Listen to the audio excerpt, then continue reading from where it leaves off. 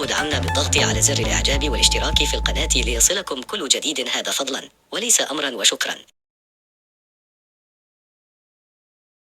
تمكن المنتخب الوطني المغربي من الانتصار على بنما بهدفين نظيفين في المباراة التي جرت أدوارها اليوم الجمعة على أرضية ملعب جلورا بونك دومو في سورابايا الأندونيسية لحساب الجولة الأولى من دور مجموعات نهائيات كأس العالم لأقل من 17 سنة.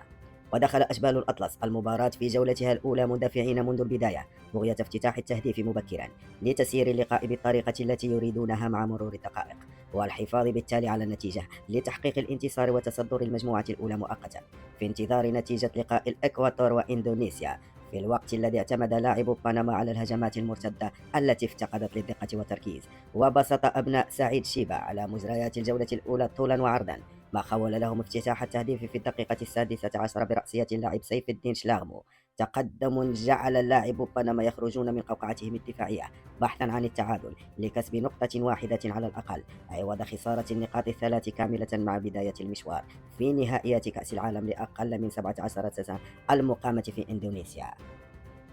وكانت الجولة الثانية مختلفة تماما عن سابقتها بعدما بدأ المنتخب البنمي ضاغطا منذ صافرة الحكم بغية تعديل النتيجة، ومن ثم البحث عن هدف الانتصار لتجنب الهزيمة الثانية له أمام المغرب في هذه الفئة وفي نفس المسابقة، بعدما خسر في الجولة الثالثة من نهائيات كأس العالم للناشئين 2013 ب4 أهداف لهدفين، في الوقت الذي حاول فيه أشبال الأطلس مباغتة الخصم بهدف ضد مستويات اللعب للاقتراب أكثر مما حصد النقاط 3.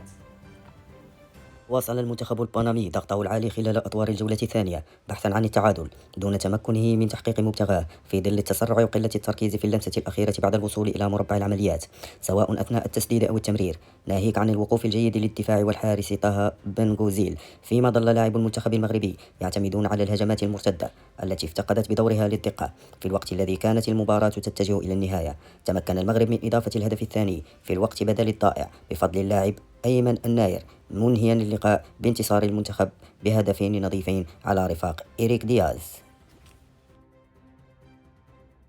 المرجو الاشتراك في القناة وكذا تفعيل زر الجرس والضغط على زر إعجاب ليصلكم كل جديد.